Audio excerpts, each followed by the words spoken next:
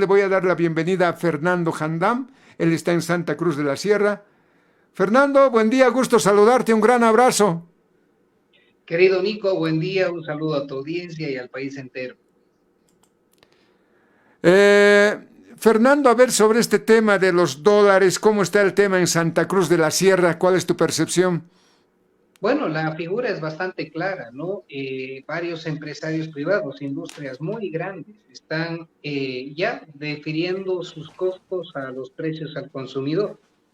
Es lógico porque la banca, primero, que tiene ralentizado las transacciones de transferencia internacional de divisas. Y eso precisamente refleja la escasez, ¿no? No es un tema ficticio, no es un tema de que la gente está metiendo los dólares bajo el colchón. Y si meter el colchón, o sea, los dólares en el colchón, hace que el mercado se desabastezca, quiere decir que teníamos muy pocos dólares. Esa es una primera conclusión a priori. La segunda, eh, entender de que esas transacciones que se están realizando con 3 semanas, un mes o más de demora, están cambiando el ciclo productivo de la industria y comercio nacional. Las empresas no pueden sostener, ¿no?, un pedido que lanzo hoy día y que debería estar máximo en 24 horas en mi proveedor, 2, 3 meses, o 2, 3 semanas, o peor, un mes. Entonces, hay un freno productivo a razón de la falta de divisa. Ahora, la cotización en el mercado paralelo, absolutamente irreal, ¿no? Y ese es el factor detonante, ¿no? La ficción que el gobierno quiere manejar, tratando de aparentar al mundo que no existe inflación, que no existe escasez y que no existe, ¿no?, una cotización de oferta y demanda de dólar, ha traído este problema, ¿no? Porque la tosudez, hay que ponerlo en esos términos, la tosudez de decir el dólar vale 7.96. Cuando no encuentras un bien, por ende, el bien escaso toma más valor. ¿Por qué? Porque no es ilimitado, no es de fácil acceso y no hay una sobreoferta. Y sí existe una demanda instalada.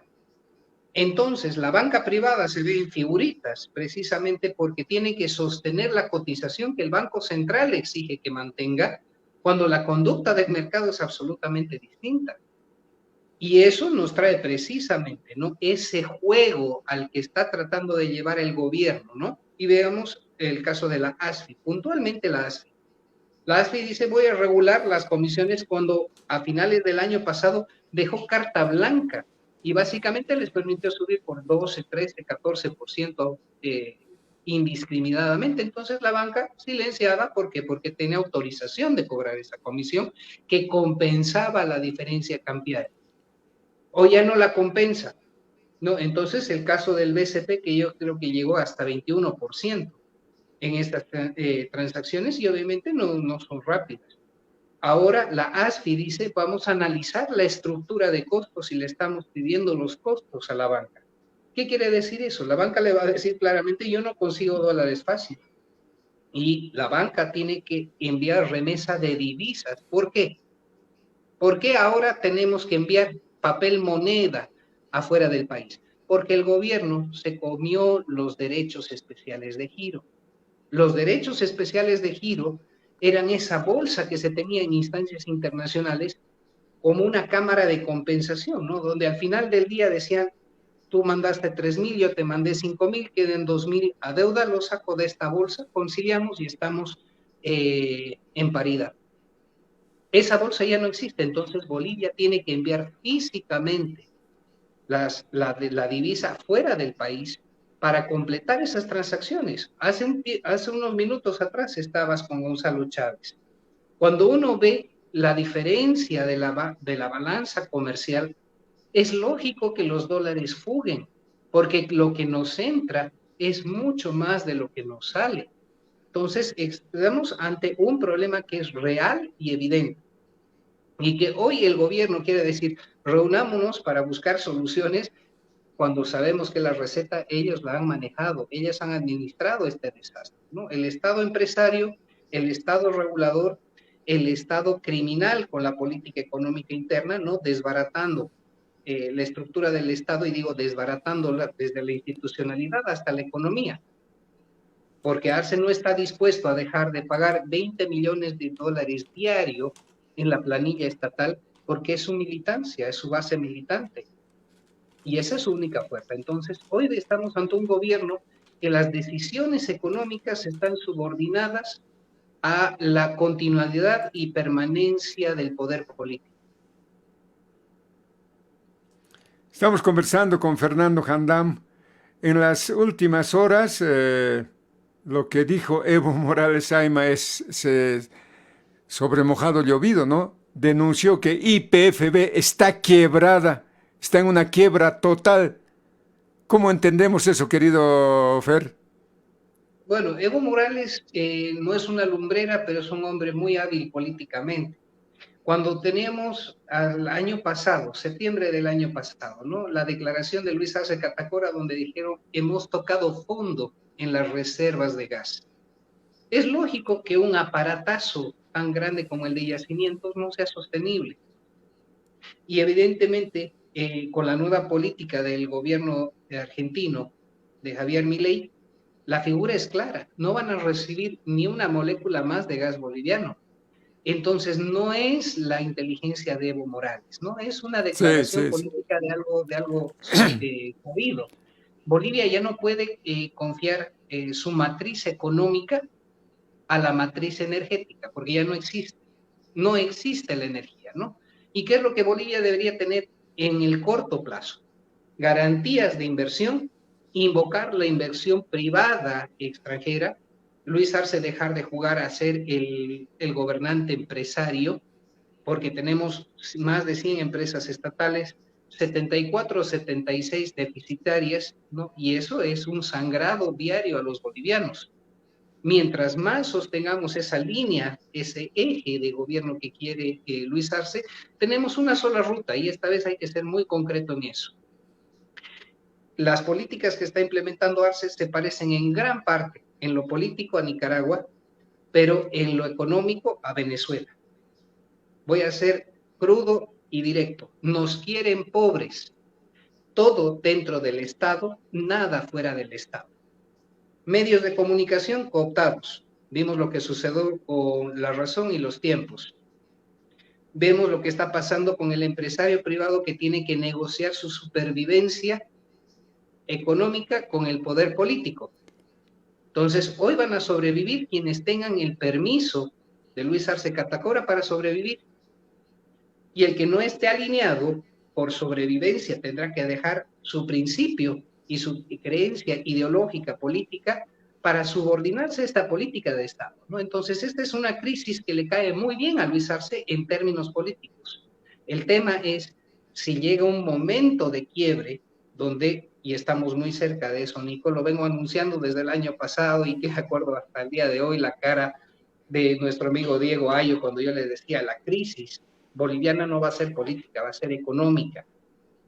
Y esto estamos en puertas. Esto se puede detonar cuando el Estado ya no pueda controlar el valor de la harina y cuando vayamos a los elementos de la canasta básica y los de realmente primera necesidad, yo creo que ahí sí el gobierno se va a ver en grandes problemas. Dijiste los tiempos, el periódico Opinión y La Razón. ¿Fue un lapsus Los o tiempos, quisiste la decir razón. página 7? Página 7, mil disculpas, tienes absoluta razón, página 7. Sí. Eh, Fernando, esto confirma, mira, yo le preguntaba a Chávez, esto confirma que los gobiernos socialistas destrozan la economía de los países, como en el caso de Venezuela, Argentina. Imagínate, Argentina está prácticamente peleando de cómo salir del fondo de esa crisis económica que tiene y ahora el país, porque lo que se viene, al parecer se viene, no sé si podrán frenar esta ola de desconfianza ya que se ha generado en todo el territorio nacional en cuanto al manejo de la administración económica en el país, Fernando. El fenómeno argentino tiene un gran pilar que es su propia industria. Eso ha sido una ventaja enorme, ¿no? Y una economía remanente que sí, el kirchnerismo, el peronismo se encargaron de destrozar. Argentina, en la época de Alberto Fernández, llegó a tener un presupuesto de la planilla estatal de 40.000 millones de dólares, ¿no? Más que el Producto Interno Bruto completo del país, ¿no? 25% más grande solamente la planilla, ¿no? Entonces, la diferencia en economía de escala es, en términos cuantitativos, muy grande, muy grande. Este mes, Javier Milei tiene por primera vez en 12 años un superávit fiscal de 600 millones de dólares, ¿no? Para su economía es de este tamaño, pero es la primera vez en 12 años. Y eso quiere decir simplemente que aplicó la política sensata. No vamos a gastar en tonteras, vamos a colocar el presupuesto donde debe estar, le vamos a dar estabilidad y certidumbre al mercado y las decisiones, ¿no? La economía argentina tiene un ciclo, ¿no?, del impacto de las decisiones económicas de 12 a 24 meses. Entonces, lo que está empezando hoy Javier Milei, en los siguientes 2 años, si no tiene sobresaltos con la oposición legislativa y de calle, va a darle un salto cualitativo tremendamente importante. Y la primera muestra es que en 2 meses está empezando a darle estabilidad a esa economía, simplemente dejando de gastar en tonteras, lo vuelvo a decir. El gobierno sostiene, reitero, 76 empresas deficitarias con más de 80.000 millones de bolivianos presupuestados. La falacia del dólar, la falacia de los hidrocarburos, ¿no? Y cuánto tiempo en términos económicos, ¿no? Si yo gano 5.000 bolivianos al mes, pero gasto todos los meses 20.000 bolivianos. Esa es la escala en la que se está manejando Luis Arce Catacora. Me estoy prestando plata para seguir viviendo con una aparente bonanza, estoy firmando pagarés, créditos, endeudándome. ¿Quién lo va a pagar? No lo va a pagar solamente el siguiente gobierno. Y ojo, esa es una llamada de atención a los que se creen candidateables en estos momentos, ¿no? Están queriendo ser presidentes de un país que puede estar en las cenizas el año 2025 y no están pensando realmente en lo que hoy debe corresponder, ¿no? ¿Cómo salvamos la economía del país? ¿Cómo salvamos esta crisis inicial, ¿no? Inicial digo porque aunque no creamos, podemos estar peor. Ahora no sé si la gente comprende la situación que estamos pasando o el fanatismo político los enceguece. ¿Cómo es posible que un gobierno llamado popular, indigenista, y que habiendo tenido gran cantidad de dinero en las arcas del tesoro, esos 15.000 millones de dólares, hoy esté chantajeando a la Asamblea Legislativa para seguir endeudándonos? Hay un proyecto de ley de cerca de 800 millones de dólares que está obligando al gobierno a aprobar a la Asamblea Legislativa, Fernando. Son, creo que 5 o 7 proyectos que en la suma total de la bolsa hacen 829 millones. Perdón, estoy intentando colgar una llamada que me entró. Mil disculpas. A ver. ¿Aló, Nico? Sí, ahora te escucho. ¿Aló, aló? Ahora Sí, sí, te escucho. entraba una llamada. Perfecto. Bueno, el chantaje primero es antidemocrático, desconociendo las competencias de la Asamblea Legislativa. Volvamos a comparar con Argentina. El paquetazo, el DNU que presentó Javier Milei, 600 artículos, ¿no? La mitad de esos artículos fueron aprobados, la otra mitad no. Y el Ejecutivo está respetando las competencias del órgano legislativo para decirle sí o no, porque es la representación del pueblo expresada en el voto, ¿no? Evidentemente, ¿no? El manejo político de la Asamblea es lógico, porque hay bloques y bloques. Arce no está dispuesto a respetar las reglas de la Asamblea Legislativa y de un poder autónomo del Estado, totalmente independiente. Pero lo que llama más la atención es que el que tampoco está dispuesto a respetar esas reglas es David Choquehuanca, porque él está negando la posibilidad del ejercicio de la democracia parlamentaria cuando no quiere poner en agenda lo que la mayoría del Parlamento le está diciendo en este momento. Evidentemente, endeudar más al país no tiene sentido. Chantajear a través, y en Santa Cruz ya tenemos algunos bloqueos precisamente demandando los proyectos que el Ministerio de Obras Públicas Edgar Montaño gestionó. Claro, ¿qué es lo que el gobierno quiere? Y tenemos que ser muy claros con estos créditos. Esos créditos se desembolsan en dólares a las arcas del Estado y el Estado boliviano paga todos sus contratos de inversión en bolivianos. Entonces es una fuente de captación de lo que necesita como circulante para administrar la caja chica de dólares, porque hoy es una caja chica, y estar con el mínimo para seguir, uno, importando hidrocarburos, dos, importando harina, tres, compensando los contratos internacionales de provisión de servicios y bienes del exterior. Ni que se diga, porque en este momento en la ecuación el gobierno no calculó lo que era la economía y el comercio privado. Y eso es lo que estamos viendo ahora con los empresarios, ¿no? Esa es la triste realidad de esa manipulación del órgano legislativo y a razón de que en este momento, yo digo, en este momento Arce está más complicado porque las fuerzas políticas no le van a permitir la manipulación del Tribunal Supremo de Justicia.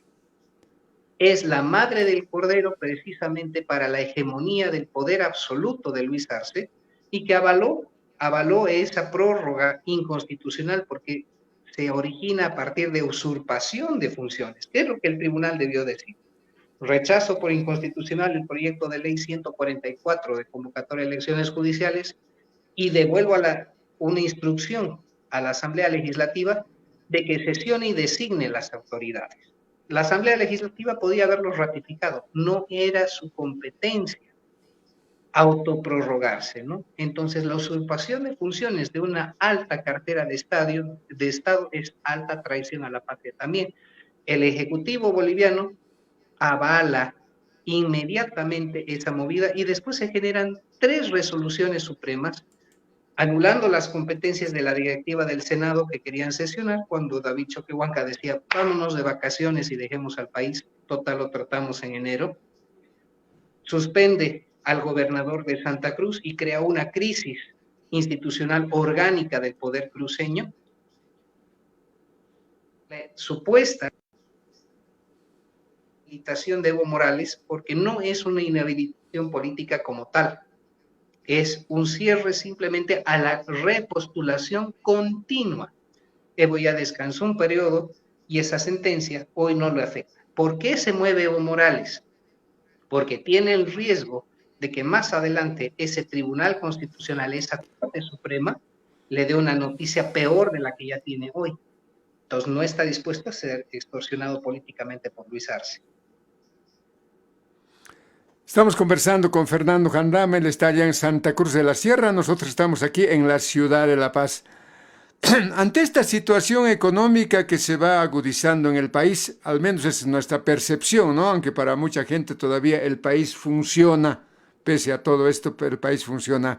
Pero ya los indicios son cada vez más marcados, el tema de la gasolina, la falta del dólar, esta presión para que la Asamblea Legislativa apruebe los créditos.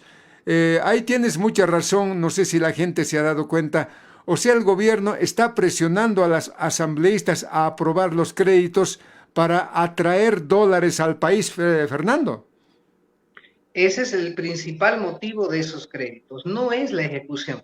El Banco Central ha seguido emitiendo divisa, tenemos la serie J circulando a diestra y siniestra, ¿no? Entonces, papel moneda boliviano está en las calles. Si le falta a las arcas del Estado, imprime en casa, pero no tiene sustento porque no está respaldado, ni con divisas, ni con ahorros, ni con oro, ni con bienes. Está respaldado, fíjense cómo ha manejado el gobierno los últimos créditos, ¿no? Con los ingresos futuros por la explotación del litio. Entonces, no solamente hemos empañado nuestra presente, hemos empeñado nuestros ingresos futuros para prestarnos plata hoy. Y esa es una solución de corto plazo. Arce está comprando oxígeno. La gente de repente no está sintiendo tan directamente el efecto de esto porque tenemos una sociedad que se acostumbra, primero, a cambiar los bienes de elección por bienes sustitutos. Ya no me compro el Nescafé, me compro el chiriguano. Entonces voy cambiando productos. ¿Cuándo se va a ver de verdad afectada? porque no vamos a tener un cambio del valor de la moneda, ¿no? Vamos a tener una pérdida, y si no se llega a un acuerdo con los empresarios privados, de poder adquisitivo en ciertos bienes, ¿no? Que de hecho va a ser insuficiente el ingreso que tenemos hoy para no solamente comer. La canasta básica es un componente de la economía del boliviano. Pero la reflexión de mi casa, el colocar un nuevo vidrio, se me fregó la ventana, tengo que cambiar la chapa, van a empezar a costar distinto. Y ese efecto se traslada de manera directa del empresario, del importador, al consumidor. Entonces estamos a puertas, ¿no? Ya estamos empezando, ¿no? Un proceso inflacionario por algunas industrias que ya han dicho, señores, vamos a subir nuestros costos porque no nos da. Y eso no lo va a resolver el gobierno. Entonces puede llegarse una vorágine. Estamos dentro de la espiral descendente. Eso es absolutamente cierto. ¿Qué es lo que el gobierno en debida ley debería hacer? Cambiar sus políticas internas, incentivar las inversiones privadas, darle beneficios y exoneraciones tributarias a los empresarios, como algunas ideas, ¿no? Pero no lo hace y no lo hará. Más bien está yendo en contrasentido en su política económica. Hoy quieren a los gremiales hacerles abrir un NIF y facturar. Y hay una severa oposición a ese concepto. Claro, quieren ampliar el fondo de recaudaciones del Tesoro General de la Nación. Esto se vuelve cada vez más delicado. Y ahora en este afán de salvar a la patria y en la búsqueda de alternativas a futuro que mejoren la situación económica, social y política del país, aparecen algunos salvadores, ¿no? He estado chequeando las redes sociales y han aparecido cualquier candidatos ya de aspirantes o presidenciables rumbo al 2025 ante la hegemonía del movimiento al socialismo que se convierte en el único partido mayoritario en el país. Aparecen algunas pequeñas lumbreras y entre ellos, digo, a mí me da vergüenza ver a algunos supuestos o posibles alternativas de lucha política frente al movimiento al socialismo, a quienes también en el pasado sirvieron al movimiento al socialismo, ¿no? Yo he estado extrañado de esta aparición, por ejemplo, del doctor, no sé qué apellido, a ver, te voy a mostrar estas imágenes que aparecen en el 2016 haciendo campaña para el sí, para la reelección de Evo Morales Ayma, y ahora aparece como alternativa de candidato en oposición al movimiento al socialismo. ¿Cómo entendemos eso, Fernando? A ver, te muestro estas imágenes. Jaime Solís, creo que es, ¿no? Jaime Solís, ex fiscal también en Santa Cruz de la Sierra, ¿no? Sí, la mañana de este miércoles, que se llevó a cabo en la plazuela del Estudiante. La exautoridad señaló que regalará folletos y banderas, asegurando que el sí se impondrá en la clase media y los profesionales.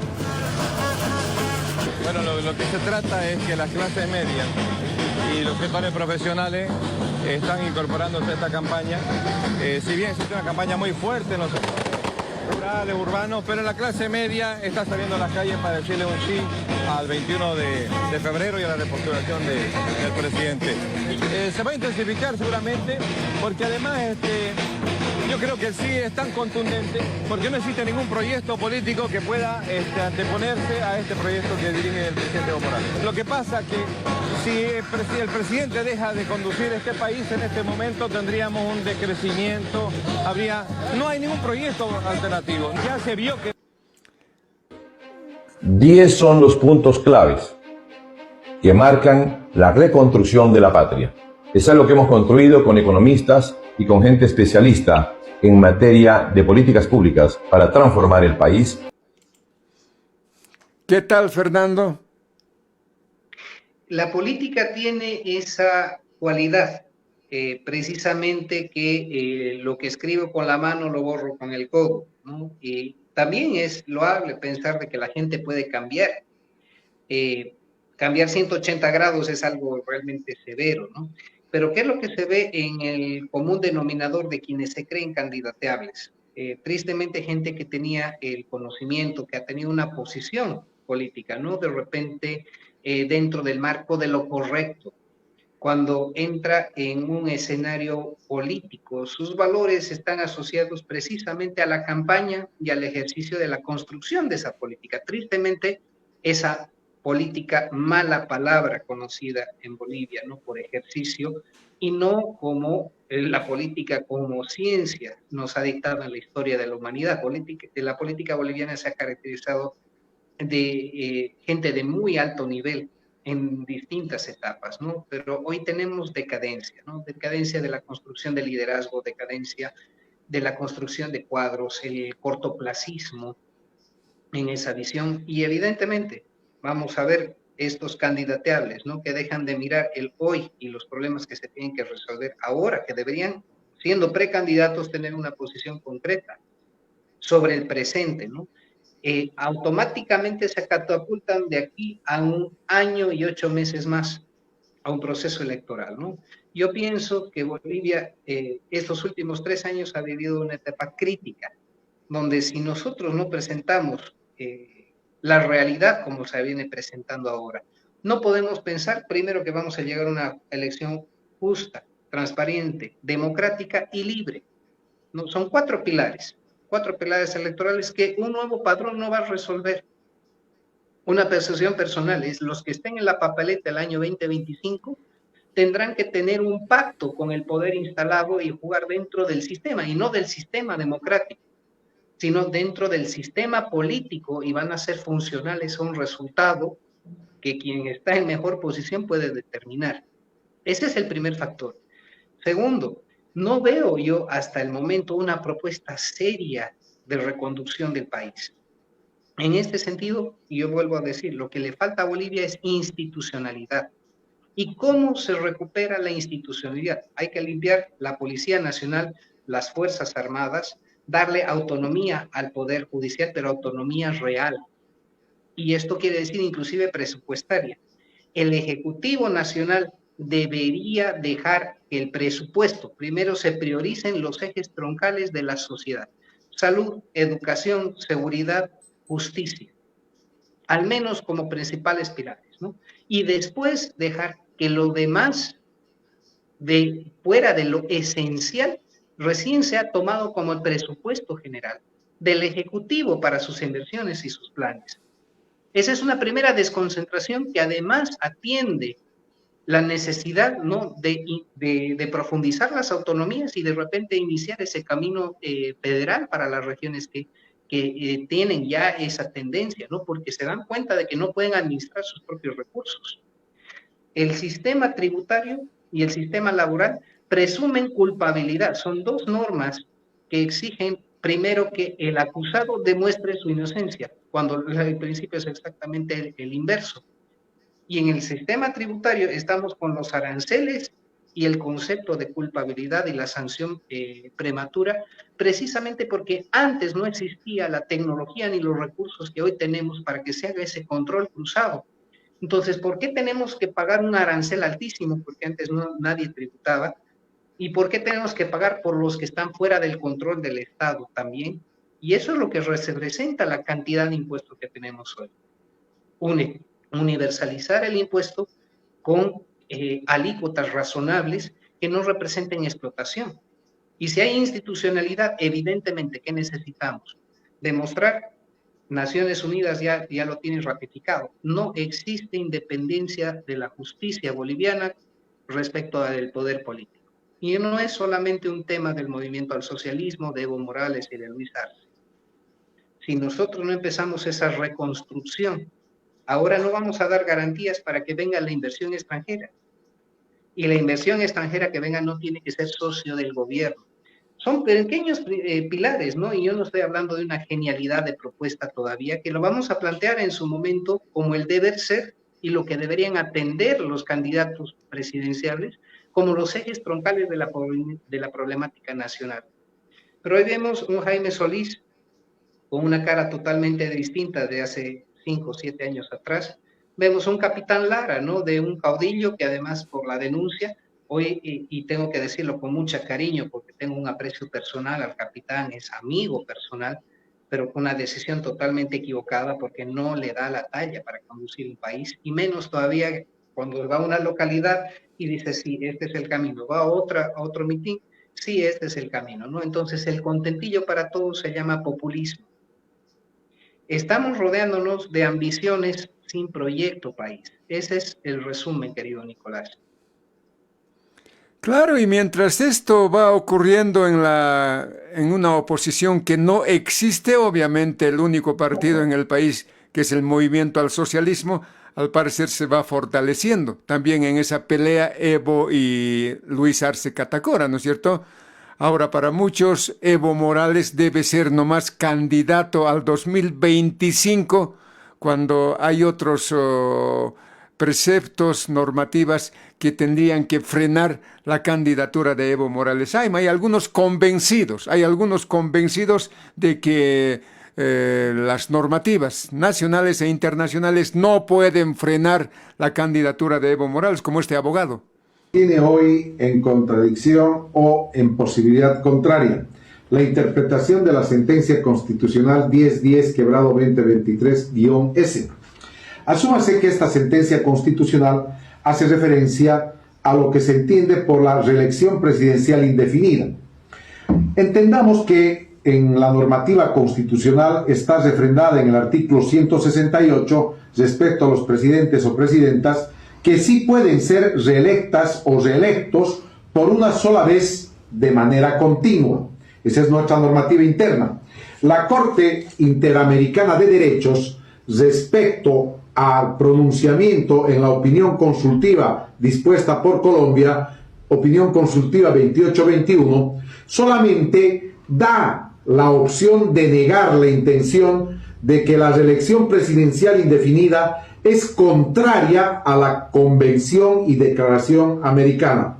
Esto afirma la Corte Interamericana de Derechos Humanos y lo tiene como intención de aplicación supranormativa en relación a nuestra Constitución y asimismo amparados por el 410 en la pirámide de opción normativa. Pero asumamos que el control de convencionalidad refrenda a que estas normas comparadas con nuestra norma interna, si hubiera otra que fuere contraria, deba anularse. Pues tenemos la sentencia constitucional 84-2017 del 28 de noviembre que hizo que se tenga que postular un presidente haciendo ver que era un derecho, el derecho a la reelección indefinida era un derecho humano. Esto por el control de convencionalidad anula esta sentencia constitucional.